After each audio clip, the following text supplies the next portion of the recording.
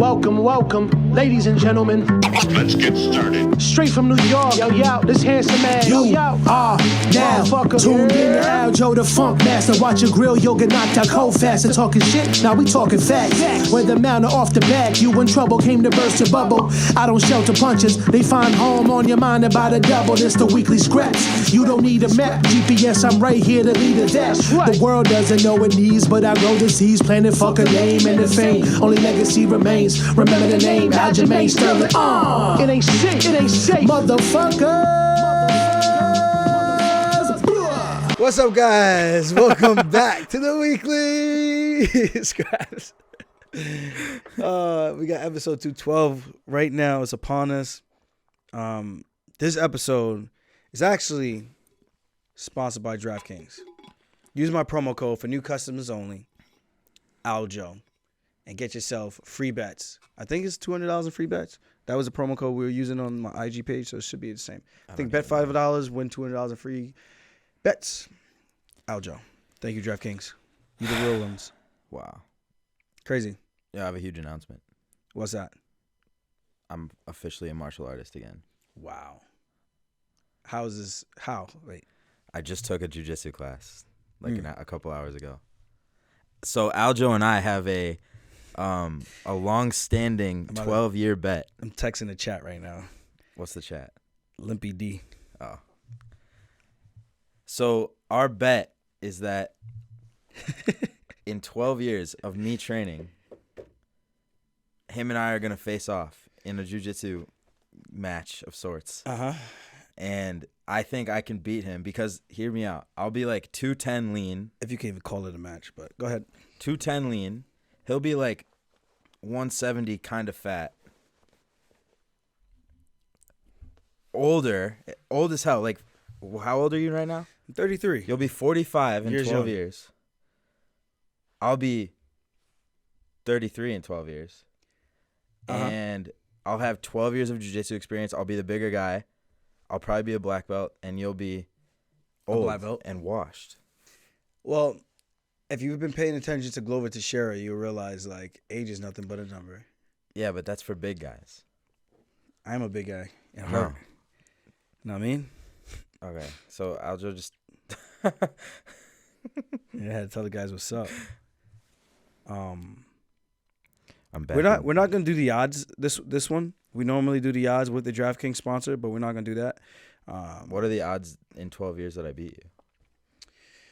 I'm gonna say you're probably a plus 2,000 dog. Oh, come on. Yeah, In 12 years? in 12 years. Bro, you're going to be sitting on your couch in 12 years. You know how old Matt Serra is? You know what he does to these young bucks? He destroys them. You see how small he is? Okay, He's but a big man, take someone but- who's been doing it for 12 years and is way younger than him and bigger than him. Yeah, you know Edwin, Big Black. But You want to see what he does to him? he's not as good. He's not as good as I'm going to be in 12 years at jiu-jitsu. Oh, okay. I'm just saying. Okay. There's only one way to find out, and time is undefeated, and I'm gonna have to show you. Yeah. So time is ticking for you, you old man. It's gonna be hilarious when you're like, how the hell do I still lose to this guy? You're old, and I'm gonna be like, yeah, I know, and I'm jacked. In 12 years, I'm going to be fucking this guy up in pool, definitely fucking him up in ping pong, and probably fucking him up in jiu-jitsu. That actually doesn't hurt today. Normally, it was hurting when I flexed this arm. Have you been training? No, been doing PT. Exactly. Yeah, Exactly what you told the people you were going to do. this one's an ox though. Guys, you never know. You never know. I don't really have much of an update. Hopefully by the end of this week, which means next week's podcast, we'll have an answer seeing what we're going to do or somewhat of a date. So definitely tune in for that. Let's just get right into it. UFC, was it 283? Teixeira versus Hill. Teixeira trying to get his belt back at 43 years old. At least that's what it says. He's 43 years old. Jamahal Hill looking over here. He is, I think he's in his 20s, though. He's 31. I lied. My man got 6 kids. That's crazy. I was watching the UFC countdown. My dog need this for them kids. He does. Kids gotta eat, baby. You gotta Facts. put some food on the table. Know what I mean? Know what I mean? Sweet dreams. Shoot. Oh my God. That's crazy. When I saw that, I was like, wow, yeah, my man, he needs that paper, dog. Glover already got his pay-per-view payday. It's time for Jamahal. So he won the belt, challenger pay. He fought for the belt twice now. He won the belt. This is his third time fighting for the belt. He fought for the belt against John Jones, came short, so he got challenger pay, which I'm gonna argue is probably $400 to $5,000 flat, and that was like 6 years ago when he fought John Jones. Okay. And then he battled his way all the way back. I know he had like a couple stumbles here and there, but it came back. Now look at him. He fought again for challenger pay. I'm pretty sure he probably got more because he's more popular. So he probably got a higher pay against Blachowicz. He beats Blachowicz, so he gets pay-per-view points when he fights Jiri Prochazka.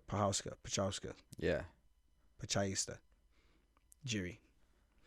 So with that being said, now he's fighting for the belt again, vacant. So he gets that challenger pay again. So Glover's he's going pretty good right now. He's in his bag. Pretty good right now, Glover. You do your thing, dog. He's peaking. So now we got Jamahal Hill.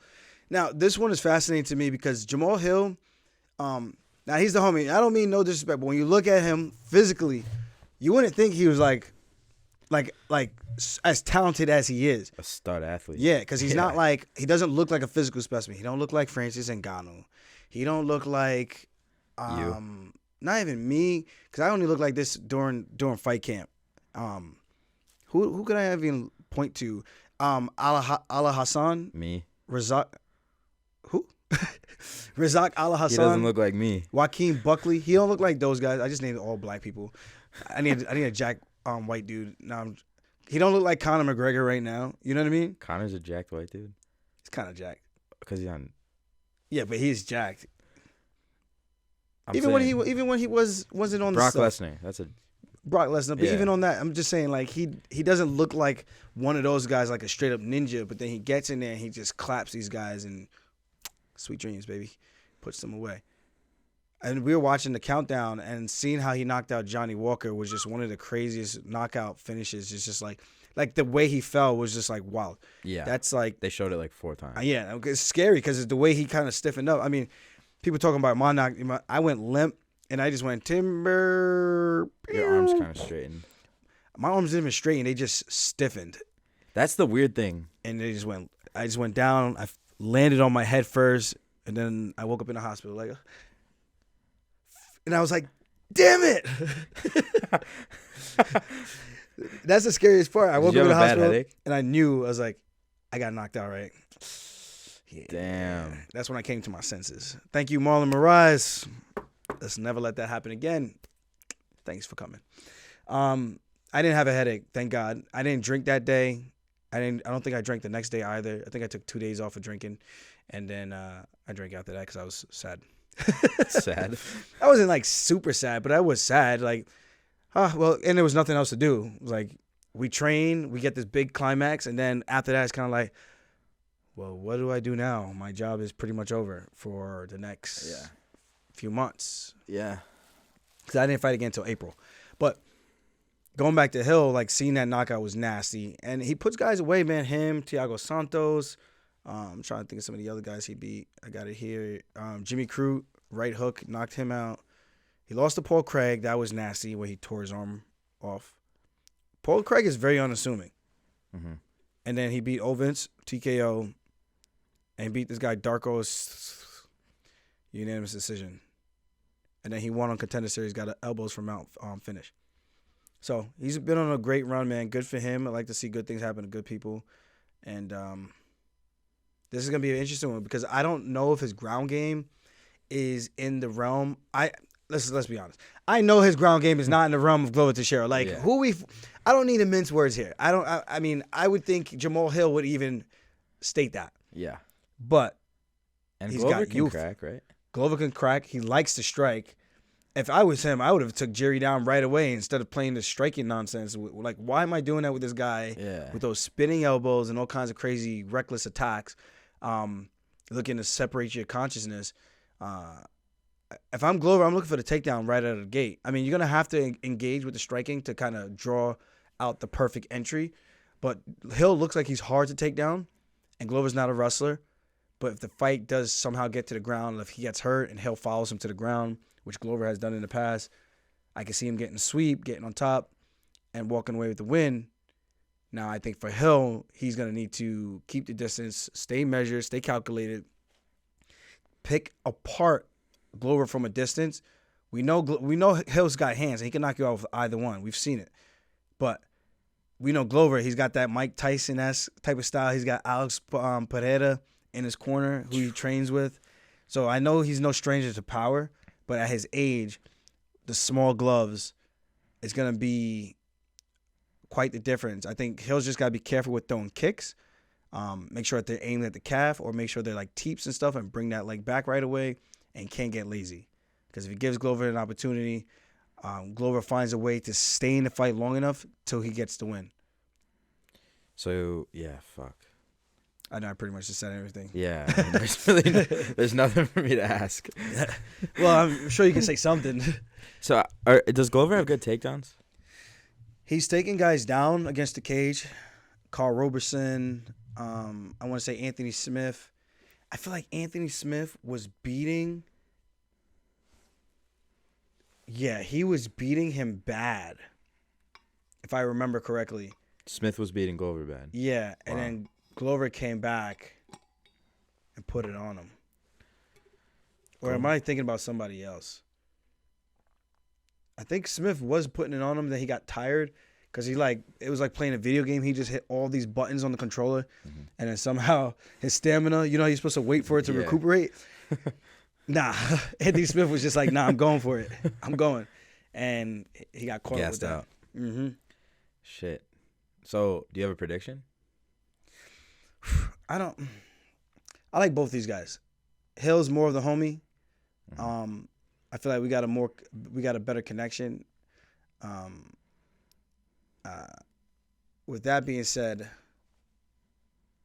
I feel like I always got to go for that, but if I'm making a prediction on who wins this, I'm not going to lie. This is a steep hill for Jamahal Hill to climb up on, no pun intended. Wow, I actually didn't have any idea that was going to happen. This is a steep hill for Hill. But, I think if they I don't say improvise either, if they came up with a great game plan, I think they could do pretty well. But the tough part for me is the ground game discrepancy. It only takes him to trip. It only takes a slip. And that's all Glover will need to get on top. People are going to say, oh, the Jerry fight, he went for his jiu-jitsu. He had Jerry hurt, and then he jumped on the guillotine that he's never done before in any of his other fights. And then with him doing that, he lost the guillotine, sweaty, blood all over the place, ends up on his back. Jerry gets on top, pounds him out, and puts on an awkward rear naked choke. And Glover pretty much, what I feel like, tapped from exhaustion more than like a clean technical choke. But the choke was on, but it wasn't like Glover at that point. He was like, all right, man, I'm out of here, kind of thing. Yeah, it was a tough fight. Live to fight another day. Here he is, another title shot opportunity, and it's about the opportunity, what he makes of it. I feel this might be the passing of the torch though, because of the youth. Yeah, and also like Jamahal Hill, he only needs to land like a couple of those haymakers to like, put a guy out. Yep. So I'm like, what are the odds that he doesn't do that against Glover? And Thiago Santos tried to get him down, and he couldn't. I mean, there was a couple times he got taken down, but it wasn't anything substantial that happened there for Santos. But that's my main concern, because if Glover takes him down, I feel like that's a different level of jiu-jitsu. But the fight starts on the feet. Right. So we'll see what actually happens with that. I'm leaning towards Hill to get the job done. I know it's a tough one.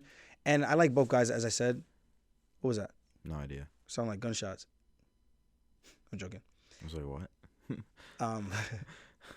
So, yeah, tough one for sure.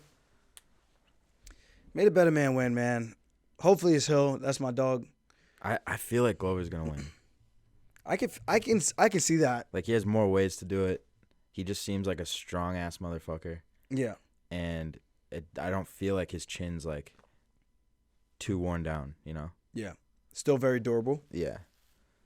And, like, yeah, I always lean toward the grappler. Grappling dictates the pace of the fight. Yeah. I mean, usually if you have wrestling and jiu-jitsu, it's a lot better of a combo. Like, that's way more deterministic, I feel like. Mm-hmm. But if his wrestling's good enough, you know it once it gets to the ground, it's friggin' lights out. I will say, though, Hill has this confidence right now. And for him, he feels like he already won in life, which is huge. I know what that feels like. That's a dangerous man. You don't care about the outcome, really. You're just going to go for it. And whatever happens, the chips are going to fall where they're going to fall. Still got to have a little bit of a calculation to that. It can't just be straight up, I don't care what happens. And I think that him having that kind of a mindset going into this, he's like, dude, I fought for a world title. I'm not supposed to be here. Mm-hmm. That's a dangerous guy. He's got nothing to lose. Glover already had the belt. Mm-hmm. You could say it's just one of those things, man. I don't know. And sometimes you just need the perfect storm, and this could be that opportunity for Hill. And this is a life-changing opportunity, life-changing moment. He beats Glover in Brazil. That he's gonna. I think his stock goes up crazy. Yeah, becoming the light heavyweight champion. Yeah, for him, that's insane. And the UFC put out a stat. There were only 2 champs for I think it was a 7 or 9 year period. John Jones in DC, mm-hmm. and then in the last 2 years there was already 3 different champions. Yeah, light heavyweight. Yeah, crazy. So imagine a 4th. Mm-hmm. It just shows how when one guy's so dominant could get on top of the totem pole. And they could just sit there and fend everybody off of the throne. And now we got this where it just seems like there's more opportunity. The skill sets are a lot more evenly matched. And mm-hmm. anyone could potentially become a champion depending on the matchup. You even, what's crazy to me is Ankalaev versus Blachowicz. That fight should have never gone like that. How should it have gone? I thought Ankalaev was going out there to do work, bro. Yeah. Blachowicz is good. Don't get me wrong. Yeah. But I've seen Ankalaev in the gym, bro, and he is a savage. I'm not saying that Blachowicz isn't, but just watching that, I just felt like I feel like his physical gifts and how hard he's working right now. How's this man losing? I think he's going to win the belt. And he's going to be on top of the throne for years to come. I thought, yeah. And then he goes out there and performs like that, and I was kind of very, very confused. First title fight, it happens. I mean, I know a guy who got extremely exhausted and forgot to eat in a title fight. So I get it. And who knows if that was nerves that caused me to overthink and not do the right calculations. And who knows what it was for him, because I've never seen him look like that in a fight before. Yeah, who knows? And, it's just one of those things. I wanted to ask you, how you said how Jamahal Hill, he feels like he doesn't even, it's crazy that he's even here and he's got that kind of confidence. How does that positively affect your performance versus the opposite where it's you're overthinking everything? You know what I'm saying?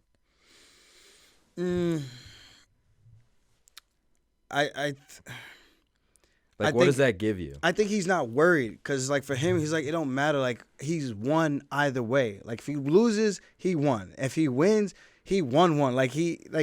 That's how I look at it. Uh-huh. And I think the way he's seen it from his perspective is the same thing as when I finally got my opportunity to fight for a world title. I'm I made it. After all these years, I'm finally freaking here. Something I've been working so hard for, and UFC's been trying so many different options to not give me the title shot. They try to give it to Marlon Moraes. He loses to Sandhagen. Then Sandhagen can't get it because he just lost to me. Then they bring Frankie Yeager. He comes down to 135. He beats Pedro Munoz. He gets an automatic title shot. He wins a crazy split decision to Pedro Munoz. Aldo comes down, pieces up Pedro Munoz in that fight. Super one-sided. And you know what I mean? So it was just then Yan gets the title shot over me with Aldo after coming off a loss. So I know what it feels like to finally get that moment. And if I had lost and things didn't go my way, say I had a normal performance and it wasn't good enough, forget being tired or whatever, I would have felt like a winner in my book because coming where I come from, people from Unionville, we don't do stuff like that. Mm-hmm. The black folks that I know, that we grew up with, we don't see guys that look like us that have these opportunities in this type of sport. We only see that in maybe football. We had one guy, maybe basketball. I think we had one guy who was kind of close but didn't actually make it. So it's for me, success was that, just having the opportunity. And that meant the world to me more than just winning the belt. And then winning the belt, obviously that's the icing on the cake, but I think that's the way that Hill's kind of approaching this. It's just I don't care what happens. I'm about to just go out there and give it hell. And that's it. That was my mentality going into that fight. And that's probably why I fought so reckless, even though I knew I was exhausted. I was just like, dude, this is my opportunity. Yeah. At least don't quit. Go out there and fight. Go out on your shield if you got to go out on your shield, and just don't quit no matter how exhausted you are. Keep moving forward. And I'm not saying that's going to happen to Hill, but I think when you have that mentality, you're hard to be beaten because it's almost like something possesses you and takes over your body to the point where, like, you're going to need to put my lights clean out for you to beat me that night. Wow. You know what I mean? Because I'm just going to keep coming forward. And I think that's the type of shit he's on right now. But again, you take somebody down, that keep coming forward shit don't matter. Yeah. You know what I mean? And that's just keeping it real. So hopefully Hill's defense holds up and we get a striking delight. Yeah. And we see what happens with that. Because Glover hits hard, man. He ain't no bitch. It is a great stylistic matchup. Yeah. So is the next fight. Yeah. This next one, fourth matchup between Figueiredo and Moreno. I'm leaning towards Moreno because I thought that last fight, the third, was really, really close. I think you could make the argument that one could have even been a draw as well. So, I mean, there was more activity, so I know with more activity, it's even harder to give a draw. Like the Rose and Carlos Esparza fight, that rematch should have been a draw because there was so little activity. There wasn't much to score. Those are 10-10 rounds. Yeah. Figueiredo, Moreno, those rounds were a lot more active, but in the sense of it being active, I felt both guys did a great job of landing strikes and combinations where they almost like went tit for tat. Mm-hmm. There wasn't really a whole lot of ports where I was like, this round is super definitive that this guy won this round. It was a very close fight. And I think Moreno didn't wrestle that much in that one. Yeah. You were saying that. So you think he needs to kind of bring that back into the fold? I think so. I mean, when he took him down, I've trained with Brandon Moreno and those guys, Marcelo Rojo and all those guys. When he shoots and he could get his hands locked around your body, he's very good in that position because he's long, he's lanky for the weight class. And even for me, like, I got to be careful that he doesn't get the hooks in and take my back. But he's had positions where he's gotten my back and I have to make sure I roll to get out because, and obviously I got the size on him too. He doesn't really walk heavier than, like, I think 145. Mm-hmm. And I'm walking around like sometimes close to 70 or if not 70. That's crazy. You know? Holy shit. So I'm a lot bigger than him, but he's super technical, super fast. But when he gets to that position, I told him, not after that fight, but before that, before he went into that rematch, I remember we had a conversation. I was like, dude, you're so good in the grappling position. Like, you're grappling so underrated. Mm-hmm. And I'm not saying I planted the seed, but who knows? Who knows? When I saw him next time, he thanked me. I'm like, I didn't do nothing, bro. That was all you. Mm-hmm. I just told you believe in your ability because you're that damn good. Like, I can't make you do that. You go out there and know what you put the work in. Mm-hmm. It's just up to you to put it together and go out there and do it. Wow. So I think with this, if he brings back the wrestling and not let Figueiredo dictate the wrestling like he did in that last one, I think it changes things and it gives Figueiredo more things to worry about. And then if Figgy gives up his back to Moreno again, I think he gets finished again. So my next question is, how does the whole coaching situation potentially affect this, do you think? What do you mean? Well, James Krause. Wow. James. Not having your coach, how big of a deal do you think that would be for Brandon Moreno? I don't know. You know, I fought in COVID without my coaches, and I felt fine. I feel like as long as I have people with me that I trust and I've trained with that actually know what they're talking about and they know me, I'm okay. Yeah. You know, I think that's the difference between me and others. I don't know about Brandon and his deal with Krause. Mm-hmm. I know they only had that one fight together or two. I think it was one. Yeah, I think it was just the Kai Kara France. Was it? Okay. Or maybe it was two of them. The one where I think maybe the Brandon fight that the Figgy fight that he lost. I wasn't paying attention really. Yeah, me either. Coaches. It was either he had him for one or two training camps now. Okay. Either way, I don't know how fast you can build a bond that way. Maybe he's like that. Maybe he's not. But he's got a great team around him of training partners. I think for Brendan, if he has his notes, his key things that he wants to keep in mind, and he tells his team to remind him of those things during the fight, I think Moreno's going to do more than okay. Okay. That's what I feel. Yeah. But if it's a situation where he's stressed about it and really feels like he needs to hear that voice in the corner, that won't be good. Yeah, but every fighter is different. Not every, some fighters really rely on the words of their coaches. Some fighters they just think about everything on their own. They don't even hear anybody in the cage. It's super mental, man. Fighting is a very mental sport. As much as it is physical, it's very mental. And you would imagine, like, you train all those weeks, and then for you to have a hiccup because you felt like you didn't hear the voice of your OG coach. Mm-hmm. I don't know, man. I feel like I could get inside that guy's head, me personally. That's what I feel. So you're saying, like, to rely on your coach could be a weakness, potentially? Yeah, I think so. And it depends on how. I know people are going to say, well, you train with this. I'm like, yeah, but it's different. Like, if you have your coach all the time, it's like, okay, this guy's unbeatable with him, kind of like Mike Tyson and Casamado.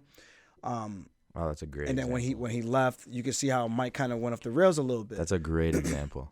So with that being said, like, yeah, Mike was the man when he was around and keeping him in line, doing the right things. I feel like Moreno's one of those guys who does the right things regardless, and it's going to be whether or not he's comfortable without his head coach in the corner with him. So it's different. I think every fighter is different. So for me, it's like when I fought Yan, people were saying, oh, it wouldn't have been close if he had his real corner there. I'm like, if you need your corner, I'm like, I don't have Matt Serra in my corner. I got guys who I would like to say, and I think my teammates would admit this, that my jiu-jitsu is way better than theirs in a sense of, like, pound for pound, like, not even size. Like, size is more competitive. Mm-hmm. Like, if I roll with Al, it's more competitive because of the size. But I think they would say, like, arguably, if we just went move for move and technique for technique, they would say that my jiu-jitsu is a little bit higher, a lot higher than theirs. With Dennis and Merab as well. So, with that being said, I still don't have my coach, Matt Serra, and I still don't have Jason Rao in the corner helping me and walking me through that type of stuff. But I have people that I trust. And, like, for me, my mindset is so bulletproof that it's like, doesn't matter who's in the corner with me, as long as I know that you've been there with me, I'm okay. Mm-hmm. Where some people, it could be a little bit different, whereas, like, they malfunction if they don't have their corner. And is that a weakness? I would look at it as so, because I would feel like maybe I could find another way to get under your skin or to get you out of your character during the fight. I feel like that gives me a pathway. Where for me, it's like, well, how do you get under Aljamain Sterling's skin? Well, I don't think there's any type of blueprint or any type of thing that anyone has been able to show, like, you could get at him like this if you do this. I don't think there's out there. Yeah, I think that's been demonstrated. But everyone's different. I'm not saying that makes you a good fighter. I'm not saying that makes you a bad fighter. Mm-hmm. I think it's just, if I see that or if I feel that, I'm like, all right, so how can I get in this guy's head? What can I do that could annoy them to kind of get them out of their game a little bit? Interesting. Yeah. It's all mental, man. It's a lot of mind games and mind tricks leading up to the fight. When you're in there, as you're about to walk out, you could do all the right things, and all that matters is what you do in that cage that day. Mm-hmm. That's it.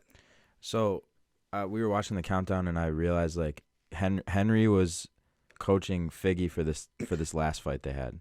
Yeah. And he obviously made some great adjustments, but, like, what could you outline what adjustments those were, you know? I think he was more disciplined with the range. You could hear in the countdown, even in the corner, they were telling him to be more technical and, like, tell him not to brawl. I think Figgy's one of those guys, and this is what I'm talking about. You could get him out of his character, almost like Cody Garbrandt. People was like, oh, if you do one thing, you could get him out of his element. Yeah. And then he starts swinging. Like, Cody is a smart dude. The way he fights, he will even say, like, yeah, I didn't fight the smartest in that. I didn't fight the smartest in that one either. Mm-hmm. Yeah, and I really didn't fight that smart in that one either. So with that being said, it's those little things. Is like, okay, how can I irritate this guy and draw out the wild, uncalculated guy versus the one who's smart, taking his time. And Figgy, I felt like in that third fight, he took his time. He was more calculated. He was doing better with the distance management, the same way Sayudo does that stupid karate thing and tries to be like, I'm a master of distance. Shut the fuck. Whatever. I think he did a better job of that, and he mixed in the takedowns a lot more and shot in. And he fought more like a mixed martial artist that fight than I think Brendan did, where Brendan, I think, primarily was trying to box the entire time. And, I mean, he did knock him down twice as well. It was a close fight, but I feel like Figgy made some really good adjustments. And there was, like, 2 rounds I felt like he definitely won. And the other 3, I was like, dude, I don't know which way these rounds are going to go. Mm-hmm. That's why I was like, for me, it was like a really close fight. But yeah, I'm looking forward to this 4th. This is the first time in history. And I think Figueiredo's only fought Brandon Moreno in the last 3 years. Jeez, yeah, that's crazy. And then if Moreno loses, it's kind of like that hype, kind of like you're risking a lot, you know? Yes and no. If it depends on how the fight goes. If Figgy finishes him, okay. But if it goes to another decision, then it's just like, that leaves you with that feeling like, I feel like I need to see a 5th fight. Really? That's how I feel. I just feel like that's out of the question. Moreno finished him. Yeah, but like, okay, like there's obviously if as long as Davison Figueiredo's champion, if he beats Brandon Moreno this fight, it's kind of hard to just justify another title fight between those two. Yeah, I'm not saying that, but I'm just saying like I just think I would want to see a 5th fight because it's almost like Frankie Edgar versus Gray Maynard. Like you wanted a definitive answer of who was better, and then they had that I think it was the trilogy because it was Gray Maynard beat him. They had a rematch. I think it went to a draw. Then they had the trilogy, and Frankie knocked him out after being dropped like 4 times in that fight. 4 different times, maybe even 5. I have to go back and watch that. It was an insane fight. And then Frankie Edgar comes back. Yeah. And somehow does the unthinkable and cracks him and puts out Gray Maynard in like emphatic fashion. Turns around, I'm just like, this don't even make sense. It was like a movie. It was literally like a Rocky movie, Creed movie, Southpaw movie, Warrior, all that. It was just like, it was literally a movie watching that fight. But that's how I feel. Like you want a definitive answer. And then we got the definitive answer. And yeah, that fight could have arguably been stopped multiple times in the favor of Gray Maynard. But thankfully it wasn't. And Frankie came back and made history. This is one of the greatest fights of all time in the UFC. I got to see that. You should watch the rivalry. It's good because Gray Maynard, his name was the Bully. And what he did, there was a great nickname because he bullied everybody. Take you down, smothered guys, beat them up against the cage, stuffed your head against the cage. He was nasty, man. Oh, and he never won a belt. Oh, dude. One of those guys. And, yeah. All right. I'm going with Moreno. Moreno, let's get this shit done, my guy. Vamos, trabaja duro. Yeah, I think if he implements the grappling too, yeah, I think he wins. I can't see why he won it. He's just so good there. I'm not saying he should waste a lot of energy, but mix it in and make him think about it. If he does that, I think it should, because his distance management is good. He does great footwork. He sits there. He does that thing that he always does, and he's just like, and his left kick is nasty. The one he put down Kai Kara France with. That was sick. Yeah, he kept attacking the body, ending his combinations with the body kick. And Kai kept leaving his elbows open, and eventually it got through. You don't take much, man. You get a shin or a foot to the ribs on that liver.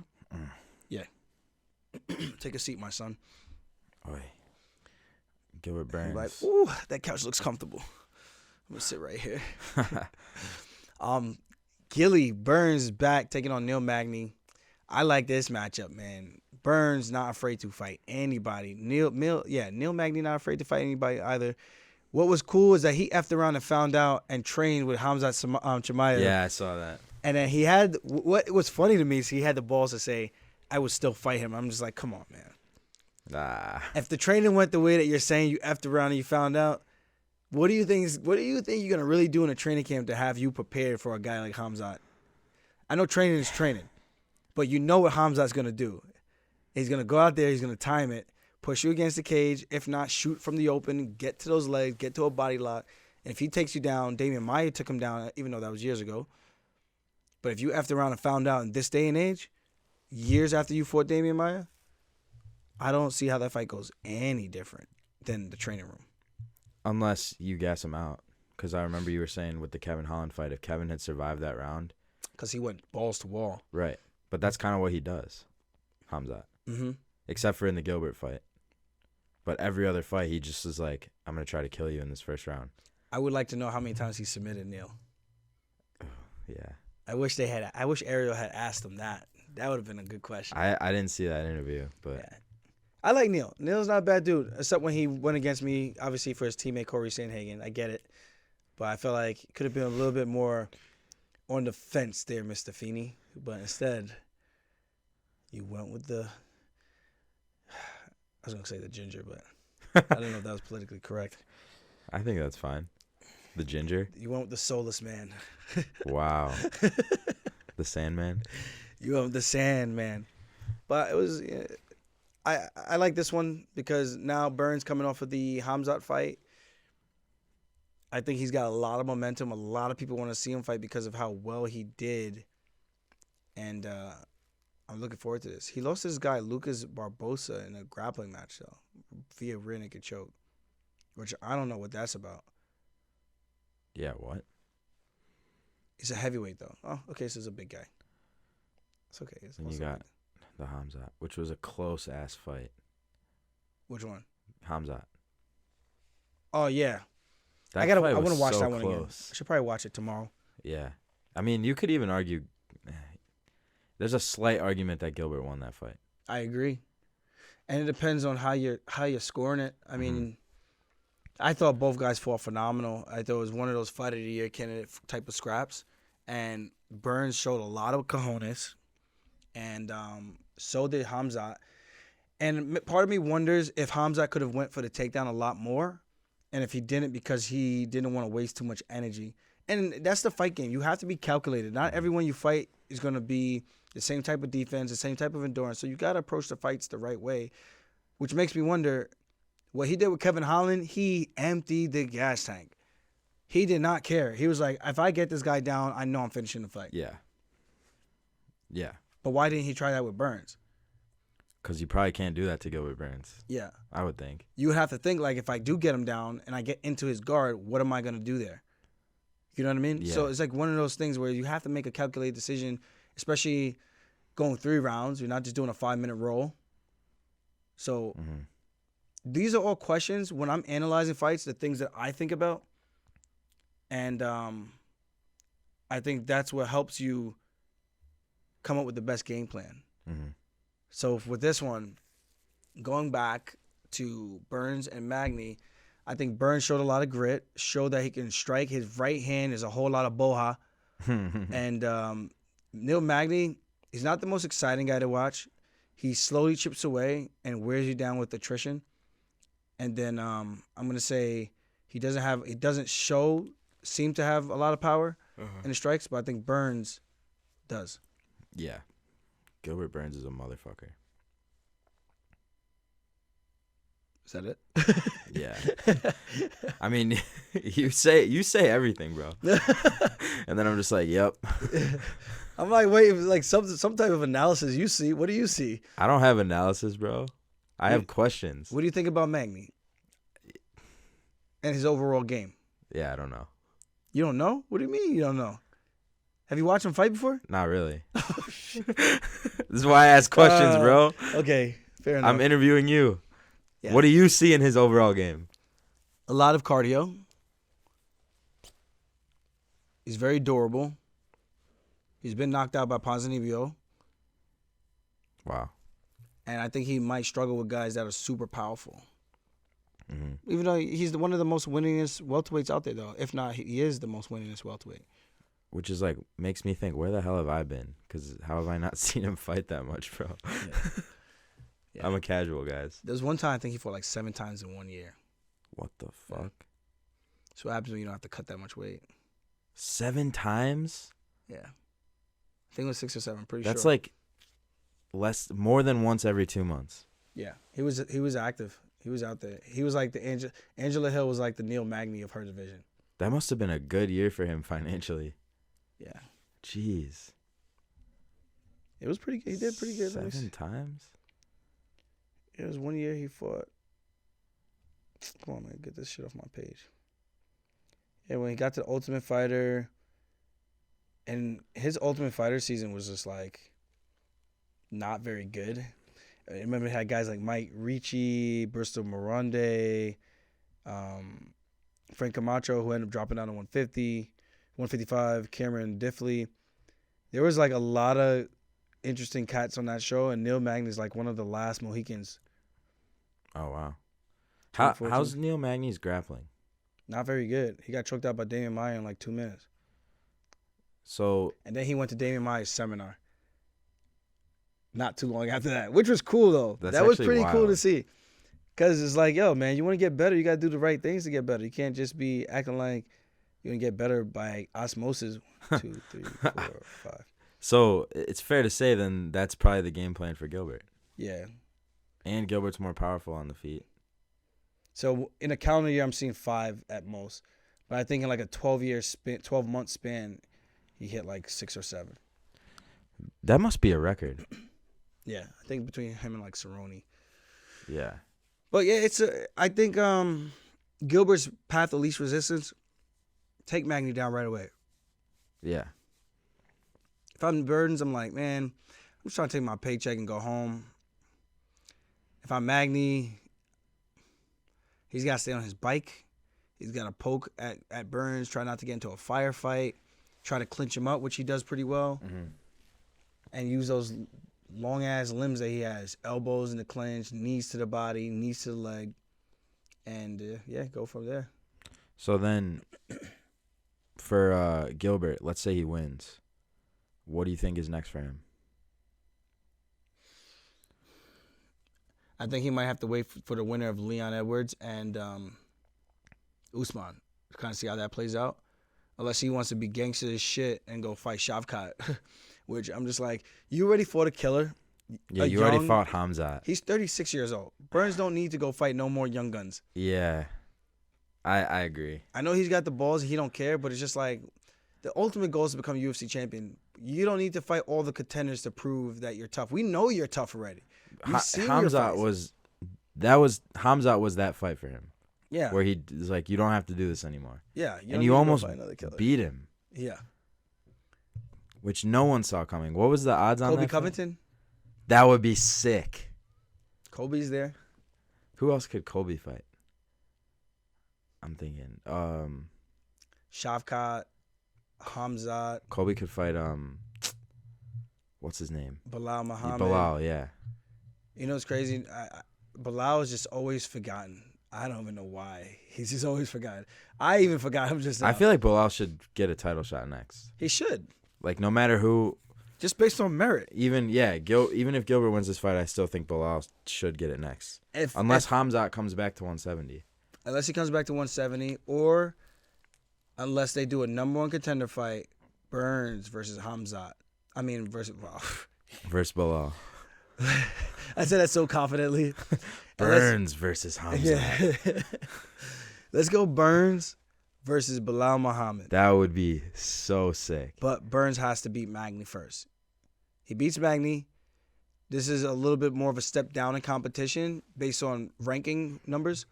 He beats Magny in a perfect world, and then he comes out relatively unscathed, which is hard to say because Magny's a dog. He's going to be there the entire time unless he gets his lights put out. And then from there, I think he fights Bilal. Unless Bilal's just like, I'm going to wait. And then you got Masvidal. What's he doing? One of these guys have to fight. This is why 135 is the best division, because we all fight. That's facts. All of you do. But there's huge jumps in the fucking rankings. Yeah, actually, I wonder what the rankings are. Kobe's only fought Usman and Burns. No, he never fought Burns. Masvidal. And then you got Burns, who's fought Usman. Burns fights everybody. Magny fights everybody. Yeah. You got Wonder Boy, who's right there too. He don't want to fight no wrestlers again. They didn't update the rankings yet. Oh my God, sorry. And then who's the other guy? And then you got Bilal. He had to fight down to fight Sean Brady because he couldn't get a fight in the top. And he starched him. Yeah, and then you got Masvidal. Like, these guys got to fight. They have to fight. Like, the division has to keep moving. I would either love to see Bilal versus Colby or Bilal versus the winner of this fight. I'll even watch Bilal versus Masvidal. Honestly, Colby would be dope. Bilal versus Masvidal, I think we all know how that goes. Yeah, but it's just a top contender fight. And do they want that? Is that how they want to spend like the Masvidal hype? Yeah, because then you got to look at it like when they do these matchups, they kind of have a theory who they think might win, and if they win, they kind of have like an idea of when they might fight again later in the year, and they try to like piece them up, and they know the top contenders where they think they could do. So it's like a whole thing. If they lose, the whole thing kind of just gets blown up to shits. Yeah. So they have like their their skeleton of where they think they could go in the spider web, and then they kind of know, like, okay, if these guys win, lose, we match these guys up. If they don't, this guy goes here, he goes here. So eventually these guys have to cross paths. Yeah. It's almost like Tony Ferguson and Nate Diaz. How have they never fought? And they both are, like, had some of the most fights in the UFC. And then they both fought, like, at the end of their career, which is, like, kind of annoying, because I would have liked to have seen that fight in their prime. That would be sick if they were both in their prime. Yeah, when they're both early 30s and late 20s. Because I think Tony was younger than Nate, or vice versa. One of the two. But I feel like most of Tony's prime, Nate was past his prime. You know, like when Tony was fucking people up, just chilling after he fought Conor. He kind of just chilled after that because he was like, I'm not fighting unless it's big money. Yeah. Yeah, but he also was losing a lot when Tony was winning. You know. Not really. Yeah. Fought Michael Johnson. Johnson had just knocked out Poirier. He wasn't just losing. You gotta go look up. You gotta go watch these fights, man. Damn. Huh? Nate's been like most of his last few fights. To who? Conor. Leon. Who else did he fight? Masvidal. Yeah. And who? That's what I'm talking about. I'm talking about before that. You're saying, but like during that time, like those 3 fights that you just named, I feel like then that's when he's older, at the end of his career. I'm talking about when he was still like TKOing people. No, right, but I'm saying like I feel like Tony exited his prime more recently than Nate did. It feels like Nate exited his prime before Tony did, is what I'm trying to say. There was like a little overlap, but like when Tony and Khabib were supposed to fight, I feel like Nate was already out of his prime. No way. Really? That was like 6 years ago. 6 years ago? When they were supposed to originally fight the first time. I'm talking about like the last. They made that fight 5 times. That I know. I'm saying. So I'm saying when you say they made that fight. I'm saying the last few times they fought, like right before Khabib retired. Tony was still in his prime, right before Khabib retired. Based on what? He hadn't gone on that 5-fight losing streak. How many losses did he have at the time? What do you mean? He was on like a huge winning streak, Tony. When he fought. When he was right before Khabib retired is what I'm saying. When they were still trying to make that fight. When Khabib fought Justin Gaethje, he retired. Right? Yeah. So, who was the last guy that Tony fought? Oh, that's true. Around that time is what I'm trying to say. Yeah. But like, yeah, fuck. Okay. And Gaethje was the one who put him out. Yeah. Yeah. So that's pretty much what I'm getting at. I'm like, Tony should have fought Khabib the first time they made that matchup, and then that whole thing just got blown up. That's when it would have been interesting to see, even though Khabib has a really smothering style, it just would have made things interesting when Tony was like younger, more durable, I would say, and faster, man. Yeah. Like the crazy stuff he was doing, the spinning elbows and all that. Like he came back and beat Cowboy Cerrone. The Cowboy was getting the better of him in the first round, but Tony was landing the shots that did more damage and shut Cowboy's eye, pretty much. He blew his nose. Yeah. I got to get on Fight Pass. Yeah. And watch all these old fights. Yeah. Like the new shit, I'm pretty up to date with, but like all that old stuff. That's why I'm the OG, man. Yeah, that's why I ask you questions. Don't try to grill me. I'm not. I'm just trying to see if you actually know what you're talking about. So I'm just making sure. I feel like it's a fair take that while Tony was still in his prime, Nate was already past his prime. While Tony was still in his prime, Nate was past his prime. They're relatively the same age, though, is what I'm getting at. Yeah, but they just peaked at different times. But what I'm saying, I think their primes was like maybe 6 or 7 years ago when Nate fought Michael Johnson. And Michael Johnson had beat Tony Ferguson. He beat Dustin Poirier. And he beat another guy. He beat 3 guys in the top 5. And then he lost to Khabib and got Kimura in 1 round. Right. And then from there, Johnson started to go downhill. So that's when Nate's prime was, right? I would say that's when Nate was more so, and where everything came together and he did that crazy speech. You're taking everything I work for. I'm going to fight your ass. Yeah. And then from there, he fought Conor. He beat Conor. Like, in that time that period right. is when he should have fought. 6 or 7 years ago? Yeah. Okay. That was a long time But ago. I'm saying like 2 years ago, until Justin Gaethje beat Tony, like everybody thought nobody could beat Tony. Like it was like I literally thought in my head Tony can't lose unless he fights Khabib. Nah, man. That was like two or 3 years ago. When he lost, like that was when Rogan was on his whole dude. Every time Tony fights anyone, they look like they got hit by a train. That was only 2 or 3 years ago. Yeah, they did a picture of like everyone who fights Tony, and they were all sliced up. And it was like he had this aura about him, and that was only what year was that first loss to Justin Gaethje? 2020. Right. And then when he fought Cerrone was 2019.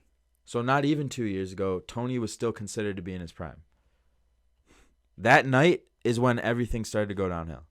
But Nate stopped being like the top tier UFC competitor pretty much after he lost to Conor, I feel like.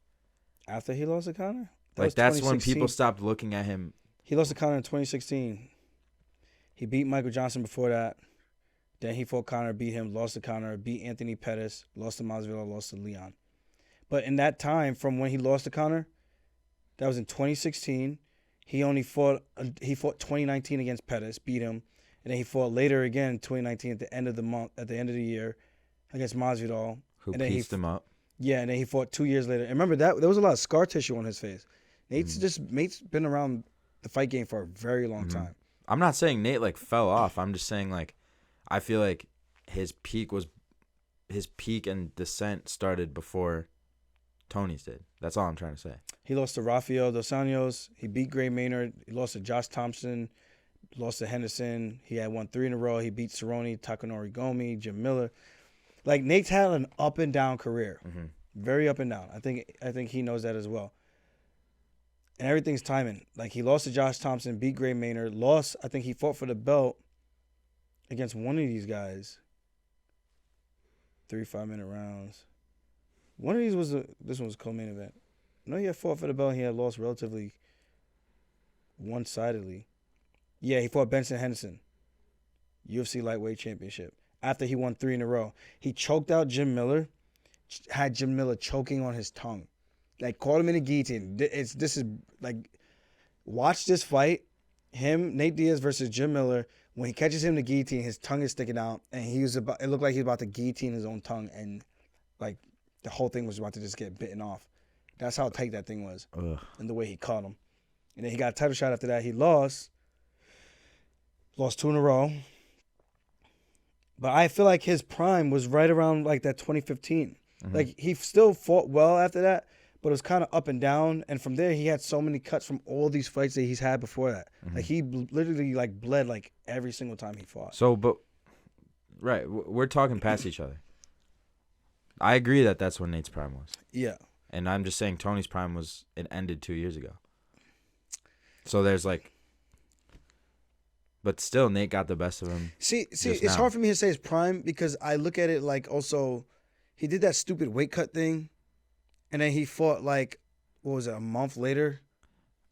And do you think the damage that Gaethje did to him that night, like, sapped him of what was left maybe? Plus the weight cut thing? That's my theory. Or I don't, maybe he's not training the same. I don't know. Here's my theory. And this might come off a little harsh. Not harsh. I hope it doesn't come off harsh. It might come off that way, but I'm not trying to be harsh. When Tony Ferguson was doing his thing, a lot of those fights he was losing. And he came back and he always won. Lando Venata came to the UFC, made his UFC debut against Tony Ferguson. And I want to say he dropped Tony 2 or 3 times in that fight. UFC debut. Lando Venata fought with his hands down. Matt Favola fought Lando Venata. That fight was unanimous draw. Matt won that fight. He fought Josh Thompson, fought Gleason Tebow. He choked out Gleason. Edson Barbosa was a relatively competitive fight until he broke him, I feel, with pressure just going forward. But Barbosa was, I would say, winning that fight. He's a comeback kid, man. RDA, I feel like the same thing. Kevin Lee, same thing. Then he choked Kevin Lee out. Kevin got tired. Anthony Pettis was winning that fight, and then he came back. Anthony broke his hand. Donald Cerrone. So don't get me wrong. Tony was a savage, but he's one of those guys you can never count out of the fight. But it's not like he was always piss-pounding people throughout the entire duration of the fight. So it's like if you got a lead, like Ferguson, like Gaethje did, he didn't let Tony get back in the fight. And I feel like from there, it kind of set the tone and the blueprint for everybody else. Charles Oliveira didn't let him get back in the fight. Beneil Dariush, up on the scorecards, didn't let him get back in the fight. And even the Chandler fight, it was a close fight until it wasn't. Yeah, he dropped Chandler. Yeah, but see, that's what I'm talking about. It's just one of those things. It's like, it's hard for me to say his prime. I still think Tony is good. I just think durability and skill set wise, he always got away with being wild because he would always find a way to get back in the fight. And these guys would just kind of, I think, break to his pressure. It's like a Merab, just goes forward. And eventually, he's going to get you. Yeah. That's why the fight game is so crazy. But I think when you step outside of it and you just don't look at and you look at the entire thing of what's actually happening, you're like, you can kind of piece it together a little bit more, and you can kind of get a pattern and a MO of how people fight. Yeah. So Gaethje didn't let him get back in. Basically everyone did that. Yeah. After. Because the fights before, I mean, it's like if you think a guy can't be beaten, but then one guy beats him, and then it seems like everyone feels like they can beat them. It's like they become human. It's like the guy who ran the first 4-minute mile. Yeah. Now no one then can run a 4-minute mile. No, it's a humanly impossible. Then one guy does it, and then it like the next couple of years, it's like done so many times after that, just because they know it's possible. Yeah. And even O'Malley and his coach said this about me, like they know my grappling is really freaking good, but they know I've been slept before, so they know I'm not invincible and I'm human. And it's just that thought process. You see it, and it makes it a little bit more attainable in your head. Kind of like Khabib. The people were like, oh, this guy's so good. And then no one's seen him like ever even bleed. So it's like, damn, this guy's almost like a god. That's how people kind of perceive him. Right. Oh, you can't do anything to him. You can't do anything to Islam. These guys are the best. No one can hold a candle to them. And now you look at Umar, and people are starting to do the same exact thing again. And I'm looking at it like from a technical standpoint. I'm like, I'm watching these fights, and I see where he is humanized in my mind. Yeah. And that's not hating on him. That's as a competitor, and that's as an analyst breaking it down, seeing where you could find some holes in this game. Yeah. And that's just how you're going to be able to. These aren't big holes like, oh my God, you could exploit that easy. This is just where you could possibly get them, and hopefully things go your way. You know? Yeah. It's crazy that this one weekend he just had kind of put him in that spot where everyone has to look at him now. Yeah. You have to. If you weren't looking at him before, you're super naive. Like, Umar is here. Yeah. The young eagle. Alhamdulillah. Even he has some of Khabib's aura. Yeah. Like, all the guys that Khabib trained, they just carry some of his, like, clout, and, like, everyone feels scared of them because of the Khabib link, you know? The mystique. Yeah. It's a Dagestani energy. Everyone is human, man. Everyone bleeds, bro. Except Merab. Merab bleeds a lot. First in the ice water in the ocean. We still got to talk about his fight. Yeah. I mean, there's a couple good ones. Also, we got Jessica Andrade, Lauren Murphy, Paul Craig taking on Johnny Walker. That one's interesting because if Paul Craig can get past Johnny Walker, that puts him in a serious conversation of being a contender, because he beat Jamahal Hill. He submitted him, ripped his arm off. But his last fight, he lost to Volkan Ozdemir. Close fight. And before that, he was on a 1, 2, 3, 4, 5-fight winning streak, bro. Yeah, that's a solid looking record. Yeah, and he had a draw with Mauricio Hua. Shogun. Why does it say win then? No, it says draw. Oh. Yeah, it's draw. Split draw. Oh, I was looking at the other one. They rematched. Yeah. So there's a lot of good fights, man. Terrence McKinney's fighting? Terrence McKinney's fighting. Thiago Moises is fighting. That's crazy. Yeah. How is Terrence McKinney not like one of the most hyped up guys in the weight class? Well, he lost to Drew Dober, and I think a lot of the hype went away. But still, like the performances he has, you know. And that was a crazy fight. Yeah. That was like a 2-minute fight. He's fighting some guy who's 18-3. I don't even know who he is. Ishmael Bonfim. Wow. Disrespect. I don't know who that guy is. I don't either. But the Drew Dober fight was about a 3-minute fight. Which is props to Drew. That was a sick win for him. Yeah. That was good for him. Yeah. Knocked out Matt Favola in 7 seconds. Don't say that. Which is crazy. And like you look at Maddie now, and you're like, how the hell did that ever happen? It's just like one of those. I just feel like maybe a mental lapse, and not really. Just freak accident, kind of. Yeah, kind of ran right into it. I want to see them fight again. I would like to see that again. I think Matt would get his licks back. You got Zam. He's fighting. He beat Zam. Riddick and choke round 1. So he was like bulldozing everyone in round 1. Yeah. Like even when he was at RFA, LFA, whatever you call it. All these fights, his debut round 1, round 3 heel hook. He lost doctor stoppage round 1. Round 1 punches, knocked this guy out in 7 seconds. Round one, flying knee to Sean Woodson. He lost to Sean Woodson, the guy who fights at 145. Mm-hmm. The tall, skinny dude, kind of got like a huge head. Okay. You know what I'm talking about, this guy? Oh, yeah. Yeah. Is he the guy who like only goes for heel hooks or something? No. This guy's 6'2", fights at 145. 79-inch reach. I've seen him before. Yeah. He just lost his last one, though, which was shocking to me. Colin Anglin, yeah, hooks to the body. Crazy fight. But where were we? So he lost to him. He lost to Derek Minor, which I don't even understand how he lost to this guy. Terrence McKinney, round 1.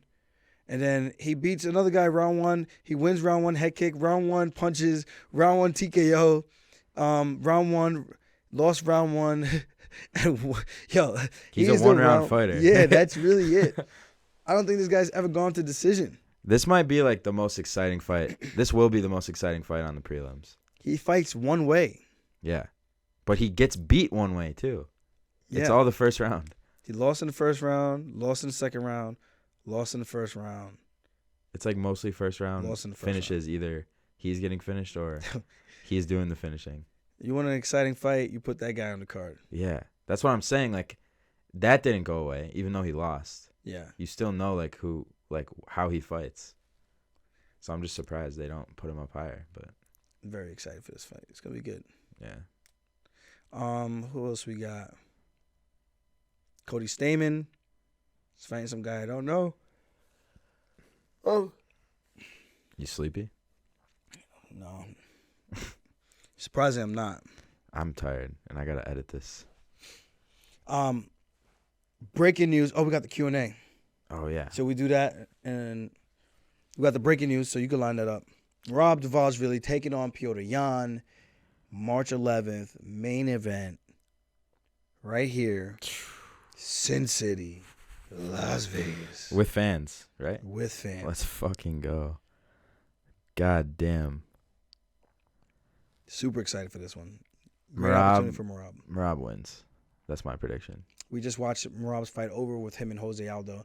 And that fight was actually not as bad as people were making it out to be. Yeah. People act like he, for round 2 and 3, the minute the round started, he just put Jose against the fence and held him there for 5 minutes. Yeah. For both those last 2 rounds. But really, there wasn't that much time held against the fence. Yeah. Merab was just pressing forward. Merab landed most of the strikes, despite what the stat sheets say. They said Jose Aldo had more significant strikes. Hell no. Go watch that fight. Where? I don't understand it all. Where? Jose Aldo, like, it seemed like I hate to say this, but it seemed like he wasn't even, like, taking the opportunities to hurt Merab that he could have. Like, that one example where Merab was backed against the fence and Jose just kept going back. Yeah. Like, kind of circled out of there. I feel like when you have a guy against the fence, like, that's where a lot of guys get hurt, like with Izzy in his last fight, you know? But who did that? Petr Yan, when he fought Petr Yan, and then it got to like round 3, Aldo would start to pivot and cut a corner, and instead of countering like the way he was countering in round 1 and 2, he would just pivot and go back to the center and try to breathe. And I was like, yeah, this guy is human. He does tired. This all the time. Yeah. But I don't know. I think people complained more than that they should have. I think the onus was more on Aldo because Merab would shoot in. And if he didn't get the takedown, he'll throw a couple knees, then he'll break with an elbow strike or a hook that he actually caught on Aldo. But then from there, very competitive fight, I thought, for the most part. But you could clearly tell who was winning, which was Merab. Easily. Yeah. Easily in my book as well. Like, Aldo had no answer for what Merab was doing. Yeah. So, with that being said, going into this one, it's an interesting stylistic fight because Yan is not, even if he does press forward against Merab, I think it's going to be very difficult to do that against a guy who's constantly threatening to take down. This similar to the way I do it. Merab is a little bit different the way he does his approaches with his entries. Mm-hmm. It's a lot of up and down, and then he'll bomb you with something, or you think he's going to bomb you, and then he'll shoot.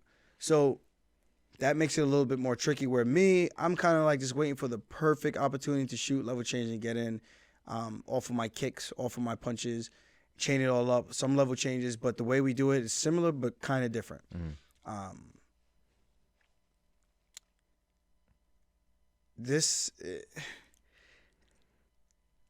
Can Petr Yan go 0-4?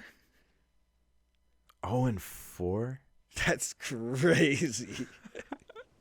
No, but dude, I saw like a tweet or something where they were saying like Merab could beat Petr Yan and people will still think Petr Yan's the best in the weight class. Yeah, because they're sick. Because it's like some of you guys are sick. It's like, what the hell? If Merab beats Petr Yan, Merab is the number one contender by a mile. Yeah. Because then Merab actually beats Petr Yan, and O'Malley arguably beat Petr Yan. Merab's on a 8-fight win streak if he beats Petr Yan. So then it's like he should. 9. Holy shit. So it's like it's like I feel like Merab deserves the next title shot, and then it's like O'Malley, and then everyone else. Before the Aldo fight, he was tied with me at 7. Then he won, and then I won, so we were both tied at 8. Right. Yeah, because they said it before that. Yeah, okay. Yeah. Yeah. Is this your king? Petr Yan? Don't get me wrong. Yan is good. And I know I'm sitting here, I'm joking in hindsight. Like, just imagine he had a layup of a win where I came in as a skeleton shell of myself. And one knee caused the entire algorithm to get thrown off. Bro. Because this guy didn't know the rules. Bro, come on, if man. Petr Yan doesn't throw that knee, the world is a different place today. Both of our worlds are different. Just cars would be flying. We'd have men on Mars already. Fucking Russia would be a metropolis. The whole world would be a different place. Elon Musk would be president. But now you're champion. Fight game is crazy, man. So thanks, Petr Yan. What I will say is, like, we got 2 of the best guys in the world. When Merab beats Petr Yan, we will both be hands down literally number 1 and number 2 in the world. But what are the odds of that shit? That doesn't happen. In the same gym, in the same weight class. What are the fucking odds? Same fucking win streak. That shit don't happen. And I know people are in the comments or listening, oh, you didn't beat him. You didn't beat him the first time you were gifted. Shut up. Don't blame it on me. Charge it to the game. I didn't make the rules, and I didn't make the guy throw the knee. Hey. And you beat him. And I beat him in a rematch. What more do you... Full belly Aljo won. At the end of the day, half full, starving Aljo was trash. Full belly Aljo won the fight. Fuck. But, yeah, it's going to be a good one. Stylistically, like, what does Merab have to do to get the dub? I think what he always does, keep the pressure, make sure he's focused, dialed in for 5 rounds. And on top of that, Yan does some tricky things that he's going to have to look out for. And Yan does have good hips. But I think he sprawls so hard sometimes that it actually backfires on him. Because some of those striking combinations that I was landing was because he was biting so hard on the level changes. And then he'll get out of position where I could land his combination. There was one sequence someone had clipped out and posted. I think it was the second takedown I got on Yan. So it's like little things like that. And then on top of that, I took him down in rounds 4 as well. And then he reversed me and ended up on top. And I took him down in round 5. So I got 4 takedowns on him in that fight. And only 2 of them accounted. And people keep talking about the takedown attempts. Merab fought Aldo. It does not matter how many takedown attempts there are and how many of them you actually get. All that matters is, are you fighting my style of fight? And for this, Merab needs to make sure he fights his pace of fight, slow him down by taking away his offense with his shots, his punches, his unorthodox striking that he just throws some wild stuff sometimes to keep Yan guessing. And then when Yan tries to be super technical, it'll leave those wild strikes some openings and some room for him to set things up to get those takedowns or just to get the entry and push him against the cage, drop a couple strikes, push off, go back and do that again. And it's not Merab's job to get off the cage. It's Petr's job to get off the cage and to do damage. Merab's job is to put him on the cage, do damage, try to take him down, do damage, and that's going to be the tempo of the fight. He's going to have to fight Merab's fight the entire time. This is a dangerous fight for Merab, but this is just as dangerous of a fight for Petr Yan. When you're at the top of the game, it's a game of inches. Merab just needs to be super dialed in, and I think he has the blueprint already on how to beat him. He's got a striker's blueprint from Sean O'Malley. He's got a wrestler's blueprint from myself. And he has all the data you have from fighting him twice. Yeah, all the things I've looked at. In his corner. Yeah. That's fucking insane. So I think Yan is game, tough opponent, but I think it's going to be a tough one for him to have to deal with. Facts. And who do you think it's a main event, so it's 5 rounds. Who do you think that benefits more stylistically, Merab or Petr Yan? I'm going with Merab. I think so. Yeah. So this is going to be interesting because Merab has never done 5 rounds straight sparring with me. He would always do 2 or 3, or he'll do 1, then switch, then 1, and then switch, and then 1 coming back for my 5th round and getting a rest so that he could give me a hard push in those rounds that he would jump in with. So hopefully I think I'll be good enough to train with him and give him some rounds, give him some looks, and I could beat Petr Yan because I can imitate that guy to a T. And I think I'll be able to give him a lot of those technical kicking stuff, keeping the high guard, and giving Merab some real life situations where he can see it so that when it happens in the fight, it's like, oh, I've seen this 100 times already. This is just like, it's going to be like super slow motion for him. Yeah. Merab, when he got the call from his manager to offer him this fight, Merab was like, who, Petr Yan? I fuck him up. And then he hangs up the phone. He's like, bro, did you hear that? They offered me Petr Yan. I said, I fuck him up. Yeah. So Merab's fucking game for this shit, dude. Yeah, I know he's excited for it, too. Yeah. So do you want to answer questions? Yeah, let's get into these fan questions.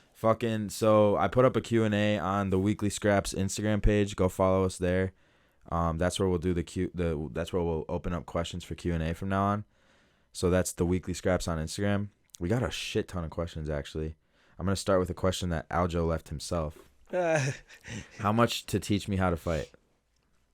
I don't even know what you mean by that. I don't know. I was just joking. All right, we'll move on. Is March 4th date not happening anymore? It doesn't seem like it is as of the way things are going right now. We're supposed to wait to the end of the week to make an official decision, but I saw the other title fight for Valentina, so it looks like they're going to just do those 2 title fights and probably push me to another card, which will probably be April 8th. Wow. So they're not going to do a potential interim fight? We'll see. I still got to get through these next 2 weeks of PT and then give them an official decision and go from there. Cool. Like I said, I want to fight Henry. I think that if there's a good time to get him, it's right now. I don't know. Some people might say, oh, you want to get him because he's which one is it? Do I fight him because he's a GOAT? Am I running away from him because I'm scared? Do I want to fight him because I want the easier way? Like you can't win with this. Yeah. It's absolutely kind of absurd. Yeah. What advice do you give someone starting out in MMA and wants to get to the UFC, etc.? I'm gonna say you should probably read their handle too. It's j.torres.__. What advice would I give them to someone starting out in MMA and wants to get to the UFC?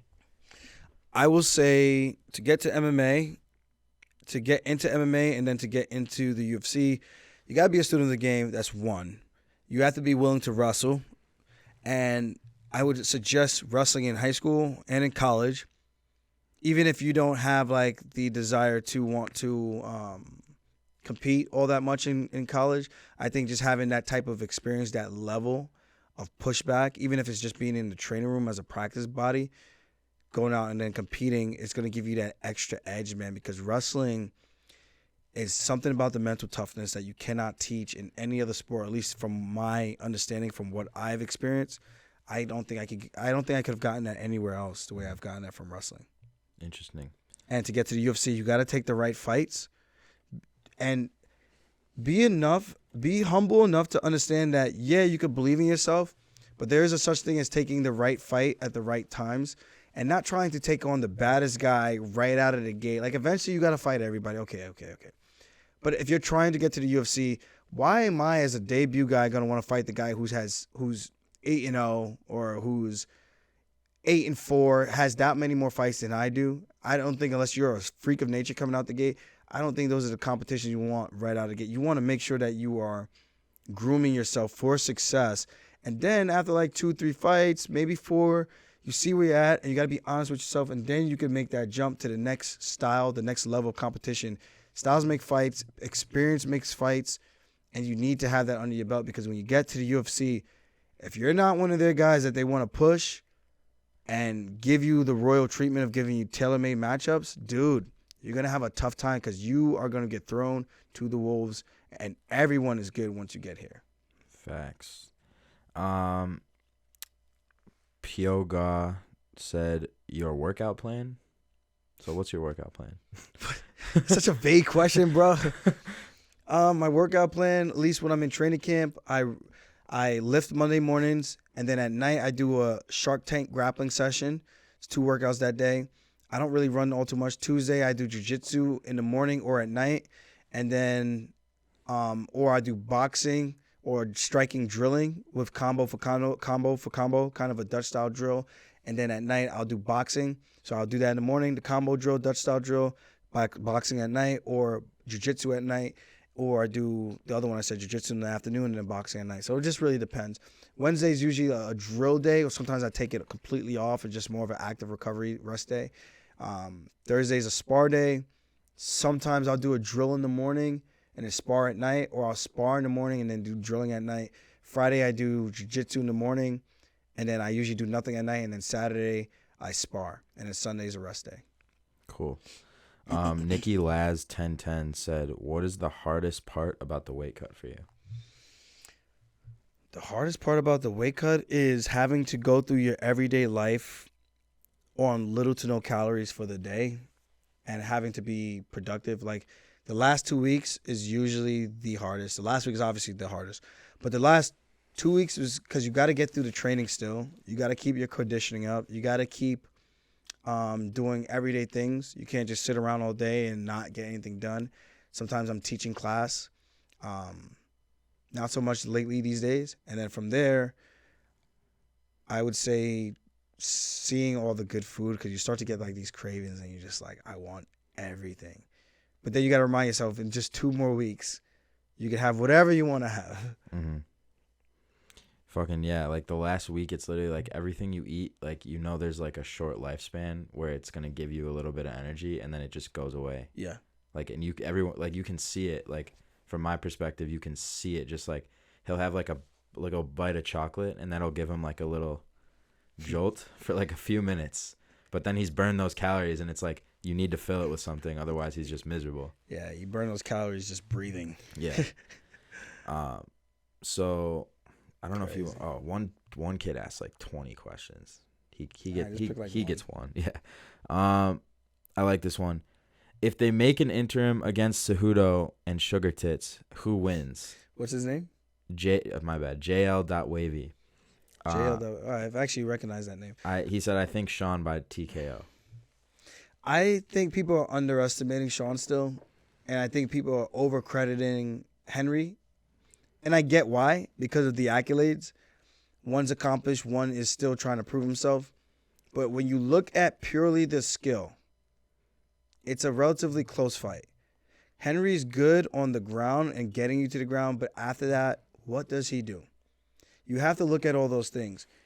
The KO factor is more so there for me with Sean O'Malley, But we have seen O'Malley fold and tap out in a fight before because he got punched in the back of the head, which was like the softest punch I think I've ever seen. And I was like, if you can call me an actor for being blasted in the head with a knee and that's not acting, wow. Talk about bias. You know what I mean? So we've seen him quit before. He hasn't quit ever again since then. I mean, the Cheeto fight was interesting because it felt like once things weren't going his way, he kind of fell on the ground and then kind of just, I felt like he just kind of rolled over. Like, your ankle has nothing to do with your hands. You could have tied him up. It looked like he didn't really know what to do there, but obviously that was a couple years ago at this point. So I would lean on the side of Henry because of the accolades, because he's proven. But I would not count out Sean O'Malley because I think the KO factor and the size advantage, really with the height, it makes it very, very interesting. But I would lean towards Henry just because I think he would outgrind him, push him against the cage, beat up his legs, go to the body. But then O'Malley just needs to land one. You saw that nasty knee he landed in the third against Yan. He lands that on Henry in a 5-round fight. That could change a lot of things. Same guy asked another really good question that I thought you'd want to answer. Figueiredo said he's planning on moving up soon. So do you think he has a good chance against you? If Figgy wants to come up to 135 with the big boys, I would gladly remind him that there are weight classes for a reason. Gladly. I mean, what does this guy walk around at? People, I don't know. I mean, if he thinks he's really walking around all that heavy, I think it's just a lot of bloat. But I think it would be a very good fight for myself. He fights really reckless. He commits his punches, though. That I do like, which makes him dangerous. But if Moreno choked you out, bro, I'm just saying. Path of least resistance. Take him down, wrap him up, get him out of there. Nick DeLuca asked, what will Merab have to do in order to limit the movement of Yan? What movement? Where does Yan move to? Yan goes straight forward and straight back. One of the most linear fighters I think I've ever seen to get to the top of this division. It's actually mind-blowing how guys can't figure this out. If you cut an angle on him, he has a very difficult time trying to track you down because he overextends his punches a lot, and that takes him out of position. It still makes him dangerous because he'll throw super hard and he'll end it with a kick, and that still does some damage. Even if you block it, check it. But I think Merab uses his feints well. He's going to have him guessing so often that it's going to make him really hesitant about committing unless Yan is waiting and sitting to just time a knee. Because that is the one thing Jose Aldo had a lot of success with, was the knees that landed to Merab's chest. And one of them looked really close to the chin. Other than that, Merab pretty much ran away with that fight. So with that being said, I think Merab just has to be calculated in that regards, and I think he's going to have a good night. Yeah, that's pretty much all the good ones. Yeah. Yeah. We'll do one more. All right. The one guy who asked like 10 questions. No, give somebody else some shine, man. Okay, here's a good one. With C. Sandino 01 said, with a win over Yan, do you see Merab getting a title shot? I mean, I feel like you've answered this before, but I feel like Merab has to get the next title shot, and we'll see what happens with my next fight. I win. I plan on going up a weight class, and then I would have the most title defenses at 135 in history, which is crazy to me. I'm not even thinking about that. I just want to win and have a good performance. Merab goes out there, he wins, and we're both in really good spots. But, again, he has to win. He beats this. They can't deny him. They can't say Jose Aldo retired. They can't say anything like that. He beats a contender. I think rightfully he should jump the line, especially if he has a more impressive performance than O'Malley. I can't see how they can deny him a shot. The fact that O'Malley's above Merab in the rankings, to me, is insane. Yeah, I get why, because he beat Yan, who was former champ, fought for the title. Yeah. Beat Jose Aldo. So, in theory, yeah, it kind of makes sense, but at the same time, it's kind of like maybe, I don't know, whatever. Yeah. All right. As always, guys, thank y'all for tuning in. I hope y'all enjoy the fights. We're going to clip this up. We'll have these in different segments so you guys can watch the ones you really want to listen to. And as always, thank you guys for tuning in. Don't forget to drop a comment, like, subscribe, follow us. Jake Fine Media, follow me as well. Funkmaster MMA. Follow the Weekly Scraps on Instagram. Tell your friends to tell a friend. And on YouTube, because more content coming soon. Yes, sir. I hope you guys like the breakdowns because that's going to be coming as well. Let's go. Fuck yeah. We'll see you guys next time. Peace, baby.